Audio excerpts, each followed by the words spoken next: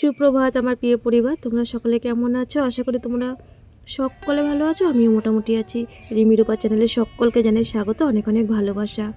ঘুম থেকে উঠে শ্বশুর বৌমার চা খাওয়া হয়ে গেছে, কিন্তু শ্বশুর বৌমার তো অনেক আগে চা খাওয়া হয়ে গেছে। মানু বলছে কি আবার আমরা তিনজন একসাথে খাবো। আমার মানু সবসময় একসাথে খেতে ভালোবাসে, আর আমার শ্বশুরবাবা এখন আমার মতন চা প্রিয়সী মানুষ হয়ে গেছে।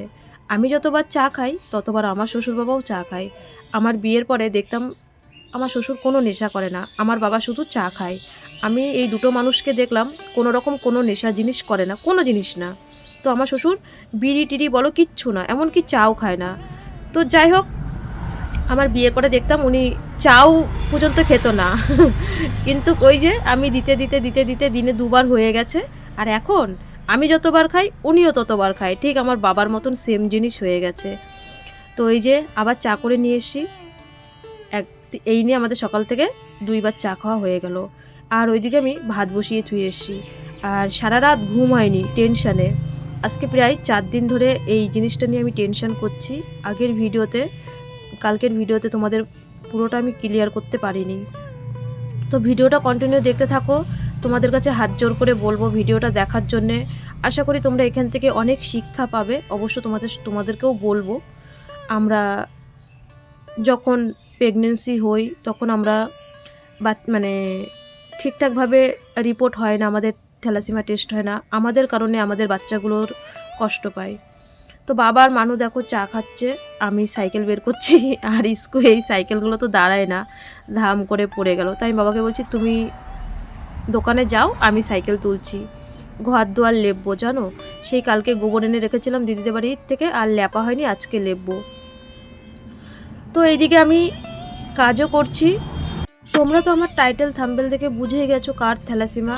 তো সেই ব্যাপারটা নিয়ে ভীষণ চিন্তায় যে রিপোর্ট কি আসলো। তো রিপোর্ট অলরেডি কালকে চলেও এসেছে। আমাকে আজকে সকালবেলা পাঠিয়েছে। ওখানে মানে কি বলবো, এত শীত, ওরা হচ্ছে 7:30 8টার সময় ঘুমিয়ে পড়ে। তো কালকে রাত্রিবেলা আমাকে রিপোর্টটা পাঠাতে পারিনি। আমি ওই দিক থেকে ফোন আসছে, ওই পারের থেকে ফোন আসছে রিপোর্টের ব্যাপারে। আর আমারও বেশি চিন্তা ছিল তাদের থেকে। এই যে আমি কাজ করছি আর ফোনে রিপোর্টগুলো পাঠাচ্ছে। তো মানু হঠাৎ করে ঘরে গেল, বলছে মা এই যে রিপোর্ট পাঠিয়েছে। তো রিপোর্ট পাঠানোর সঙ্গে সঙ্গে আবার ফোনও চলে এসছে।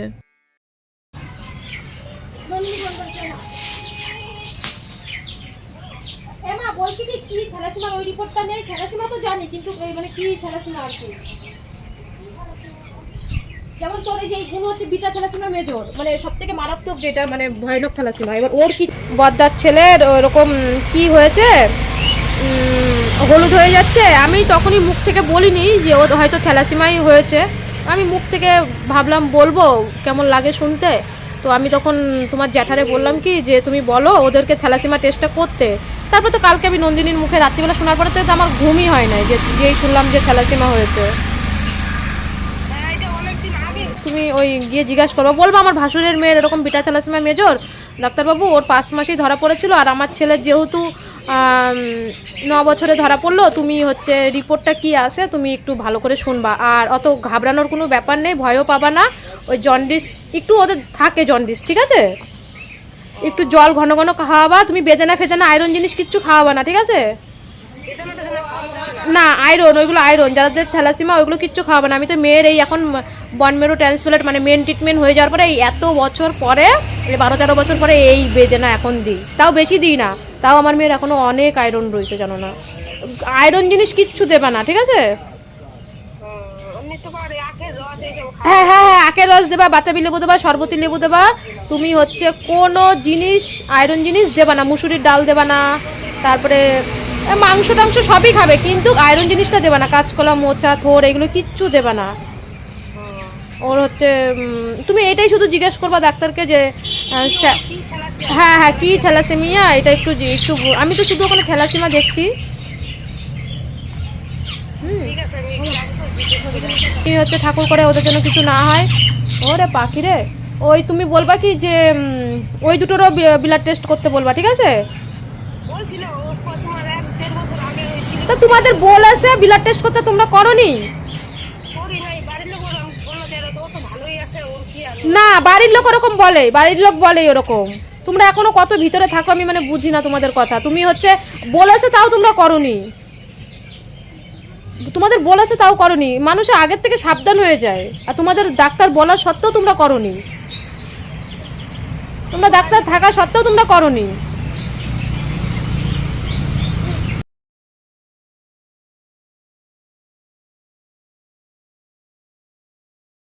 তো বন্ধুরা, তোমরা দেখলে যে বাড়িতে আমি ফোনে মানে একটু ইয়ে করলাম, ক্যাই করলাম মানে আমার জায়ের সাথে।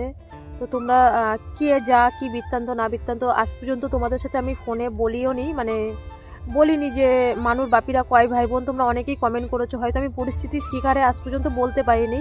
তো যাই হোক, মানুর বাপিরা কয় ভাই বোন সেটা বলতে পারিনি, হয়তো কোনো সময় ঠিক বলবো, বা আজকে আমার ভিডিওটা দেখবেও আমার আশেপাশে। আমার নিজেরটা বলতে পারিনি, তাই কি হয়েছে।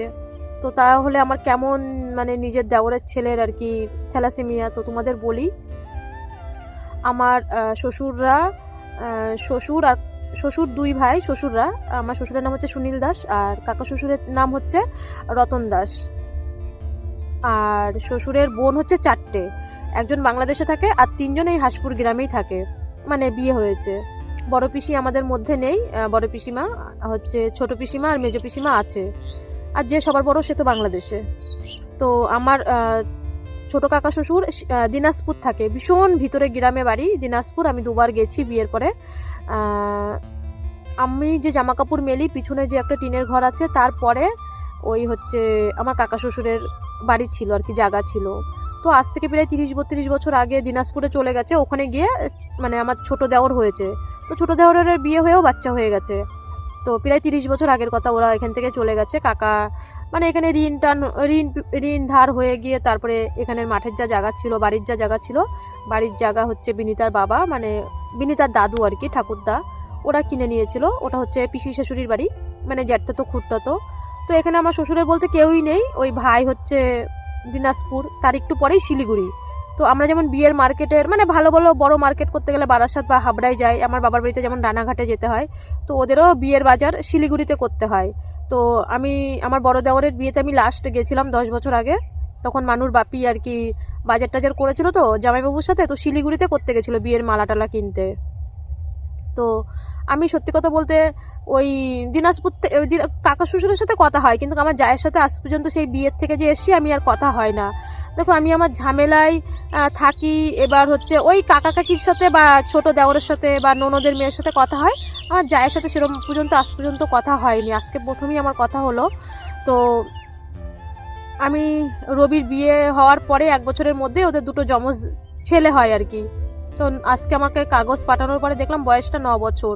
তো আমি যখনই ভেলুরে যাই আমার শ্বশুরকে আমি ফোনে রিচার্জ করে দিয়ে যাই, কিন্তু আমার শ্বশুর এই যে এবারও গেছি ফোন করেনি, একদিনও ফোন করেনি, 7 দিন বা 10 দিন। তারপর তো বৌদি আসার আগের দিন ল্যাপাপুচি করতে এসেছিলো, তখন তো বলেছে মানু বাড়ি চলে আসছে, টিকিট হয়ে গেছে। তো যাই হোক, আমি শ্বশুরকে তবু রিচার্জ করে দিই, আমার কর্তব্য আমি করি, যখনই পারি তখনই করে দিই, যখন না পারি করে দিই না।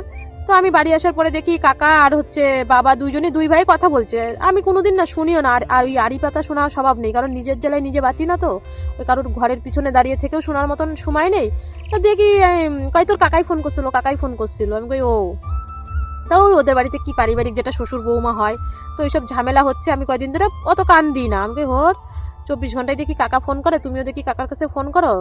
তা হঠাৎ 3-4 দিন আগে আমার ছোট দেওর ফোন করে বলছে কি আমার শ্বশুর বলছে যে রবির ছেলের মানে আমার বড় দেওরের ছেলের শরীরটা খারাপ, মানে বড় ছেলেটা 2টো যমজ আবার আর একটা হয়েছে। তো 2টো যমজ বাচ্চা, বলছে রবির বড় ছেলেটার অবস্থা খারাপ, হলুদ হয়ে গেছে, লিভার খারাপ হয়ে গেছে, আর বাঁচতো না। আমি কি কও? এবার দেখো, যতই কথা না বলি, সত্যি আমার মনে একটাই কষ্ট, আমি যে 9টা মাস ভেলুরে ছিলাম, আমার কাকা শ্বশুররা, আমি আজকে সামনাসামনি বলছি, কেউ আমার শ্বশুর বাড়ির কেউ কোনো দিন ফোন করেনি, কেউ না। বরং এগুলো আমি ভিডিওতে বলার পরে আবার বলেছে যে হচ্ছে ফোন করার কি আছে, ভিডিও তো দেখি, এরম কথা বলেছে আর কি। সব কেউ ফোন করেনি, বিনিতার বাবা ফোন করেছে, আর আমার বড় ভাসুরের মেয়েটা ফোন করতো, তাছাড়া কেউ শ্বশুরবাড়ির আর টুকি ফোন করতো, ওর তো বিয়ে হয়ে গেছে ভাসুরের মেয়ে। তাছাড়া এই যে আশেপাশে যে জ্যাঠা শ্বশুর টশুর আছে কেউ ফোন করেনি, পিসি শাশুড়ি টাশুড়ি কেউ না। তো আমার কাকা শ্বশুরও দেখো ওরাও এসছে আমার বাড়িতে, আমিও গেছি, আমি যতটা পেরেছি। যখন আমার ব্যবসা ছিল যখনই যেতাম, ওদের কাকা শ্বশুরের অনেকগুলো ছেলে মেয়ে, তো 5 জন আর তার বাচ্চাদের জামা কাপড় প্রায় আমার 10,000 টাকা, যখনই যেতাম 10,000 টাকার জামা কাপড়ই নিতে হতো। কিন্তু ওরাও আমার বাড়িতে আসতো। আমার মেয়ে তো বংশের মধ্যে একটাই মেয়ে, আমার কাকা শ্বশুরের 2টো ছেলে। আর এই বাড়ির কথা তো আমি বললামই না। তো কাকা শ্বশুরের দুটোই সব ছেলে, একজনের 3টে ছেলে, একজনের 1টা ছেলে। আর আমার শুধুমাত্র এদের যত ভাইদের মধ্যে, মানে আমার শ্বশুরা যে 2 ভাই, এদের যে ছেলেদের মধ্যে শুধু আমারই একটা মেয়ে, তাছাড়া সবার ছেলে। তা আমার কাকা শ্বশুর বলে যে গোবিন্দ অনেক সাধনা করে আর অনেকভাবে তৈরি করে তাই তোমার একটা মেয়ে দিয়েছে, আমাদের বংশে মাত্র একটা মেয়ে, এরকম বলে কাকা শ্বশুর, মজা করে বলে। তো যাই হোক, আমিও না, সত্যি কথা বলতে ওরা কোনোদিন বিএমটির সময় আমাকে ফোনই করেনি। আমার সেই একটা মনে কষ্ট যে আমার মেয়েটা মৃত্যুর সাথে লড়েছে। আমি তো এই বংশে আমি কারোর কাছে চাইও নি, আর জানি দেবেও না। তো আমি বলছি ওদের কাছে আমি সাহায্য চাইও নি, আমাকে কেউ একটা ফোন করেনি, এটাই হচ্ছে আমার মনের কষ্ট। তো যাই হোক, মনের কষ্ট থাকলে আমি তো বাচ্চার খবর শুনে তো মানে আমি তো চুপ করে থাকতে পারি না, আমিও তো একজন মা। আর তারপর এখন আমি আবার জেঠিমা হয়ে গেছি। তো আমার শ্বশুর করছে রবির ছেলে বাঁচতো না, লিভার খারাপ হয়ে গেছে, জন্ডিস হয়েছে, এরমভাবে ওরাও বলে কথা। আমার শ্বশুর এরমভাবে বলছে। আমি কই কি তাই, কি হয়েছে? তো আবার আমার ছোটো দেওয়ার ফোন করছে, রকি, বড়টার নাম হচ্ছে রবি। তো রকি ফোন করছে, আমার শ্বশুরের সাথে কথা করছে। তখন আমি ফোনটা নিয়ে বলছি কি রবির ছেলের কি হয়েছে? কয় বৌদি রক্ত শূন্য হয়ে যাইতাছে, ওই লিভার খারাপ হয়ে গেছে, লিভার ফাংশন, জন্ডিস হয়েছে, বাঁচতো না। আমি কি কয়? আমার না তখন দেখো মায়ের মুখ বলতেও কেমন লাগে, আমার না মনে সন্দেহ হয়েছে। আমি কইতেও পারতেছি না ডাইরেক্ট যে থ্যালাসিমা হয়েছে নাকি। কয় 3বার রক্ত দেওয়া হয়ে গেছে। আমি বলছি কি আচ্ছা ঠিক আছে ভাই, তোমরা একটু থ্যালাসিমা টেস্টটা করো তো। তারপরে আমি কালকে যখন জামা কাপড় গুছাচ্ছি, আমার লাস্ট ভিডিও তো দেখেছো, চা খেয়েছে, তো তখন আমার ননদের মেয়ে ফোন করলো, ও 11 ক্লাসে পড়ে, নন্দিনী। তো করছে মামি, হ্যাঁ এই রবি মামা স্যারার না, ওরা এরকমই বলে, স্যারার থ্যালাসিমা আইছে। আমি কই থ্যালাসিমা আইছে? সত্যি সত্যি? কই হ্যাঁ। তারপরে আমি আমি যেটা ডাউট করেছি, যেটা মনে মনে ভেবে এসেছি আজকে 4 দিন ধরে, তোমাদের এই ক্যামেরায় বলছি, কিন্তু মুখ দিয়ে আমি উচ্চারণ করিনি যে থ্যালাসিমা নাকি। বলছে হ্যাঁ থ্যালাসিমা। তাই আজকে বলো, আমার যখন মানুষ থ্যালাসিমা হয়, আজকে এই 12টা বছর আমারে 14 বছর হয়ে গেছে, ওরা মাত্র ধরা পড়েছে 3বার রক্ত দিয়ে ওরা হাঁপিয়ে গেছে। তাই সবাই বলছে ওরা মাত্র ধরা পড়েছে, হাঁপিয়ে গেছে, আর আমি আজকে 14 বছর কষ্ট করেছি। তারপর আমার যা তো সকালবেলা ফোন করলো, দেখলাম, আমি অনেক বুঝিয়েছি, কান্নাকাটি করে কিছু হবে না, তোমার লড়তে হবে। তো বলছে আমি একা একা রক্ত দিতে যাই, দিদি কও। আমি কই বোন, এইসব আমি অভ্যাস হয়ে গেছি, আমিও একা একা করেছি, কেউ তোমার পাশে থাকবে না, সবাই উস্কাই দেবে। আমি বলেছি যে কেউ যদি উস্কায় পাশের থেকে যে তুমি বাবার বাড়ি থেকে এই রোগ নিয়ে আইছো, যদি তোমার শ্বশুরবাড়ি ফ্যামিলি যদি কেউ বলে, আমারে ফোন করবা, তারপরে কাকা কাকির সাথে আমি সেটা ওদের সাথে আমি কথা বলবো যে এটা কেউ বাবার বাড়ির থেকে নিয়ে আসে না।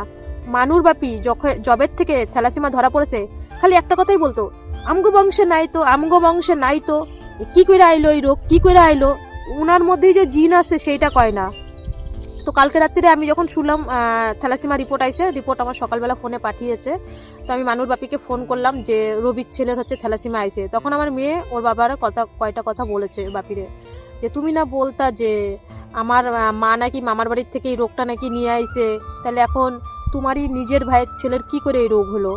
তখন বলছে হ্যাঁ বাবা তুই ঠিকই কইছিস, এখন আমারে নিয়েও মাঝে মধ্যে ভয় হয় যে বয়সকালে না আমারও হয়, ভাই এখন তাহলে স্বীকার করো। আর এই তোমার 14 বছরের যে আমাকে যে অত্যাচার, বা 12 বছর ধরে যে আমাকে মেরেছে, সেই সব অত্যাচারগুলো কে নেবে?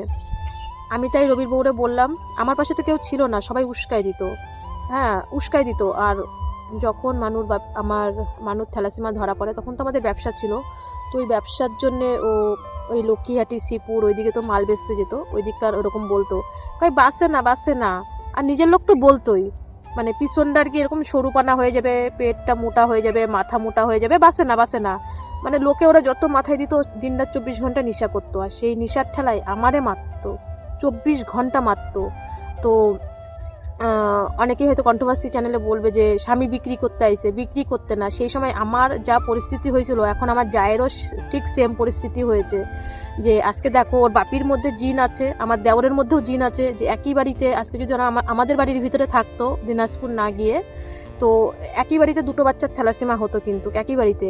তো আজকে এখানেই তো শিকার হয়। আমি বলেছি যদি কোনো রকম, ও অনেক কান্নাকাটি করছিল, যেটা ওর পরিবারের যেটা ব্যাপার আর কি, সেটা তো আমি এখন এখানে বলতে পারি না, কারণ যদি আমার কাকা শ্বশুররা ভিডিওটা দেখে। আমি বলেছি কোনো রকম অসুবিধা হলে আমাকে জানাবা। তো আমাকে সবাই ফোনে বলছে যে দিদি তুমি আমাদের বাচ্চার জন্য এত করো, মানে দেখো আজকে আমি ভিডিওর মাধ্যমে অনেকেই ভেলুরে গেছে, তোমরা জানো, অনেকেই জিজ্ঞাসা করে। আর আজকে আমার তো নিজের দেওরের ছেলে, আজকে বাড়িতে থাকলে আমরা এক বাড়িতেই থাকতাম, কাকা শ্বশুর আর আমরা এক বাড়িতেই থাকতাম, এক বাড়িতে ছিল আমার যা আর কাকি শাশুড়ি, এই আমার যা বলছি আমার শাশুড়ি আর আমার কাকি শাশুড়ি একই সাথে ছিল, তো একই সংসারে ছিল, জয়েন্ট ফ্যামিলি ছিল।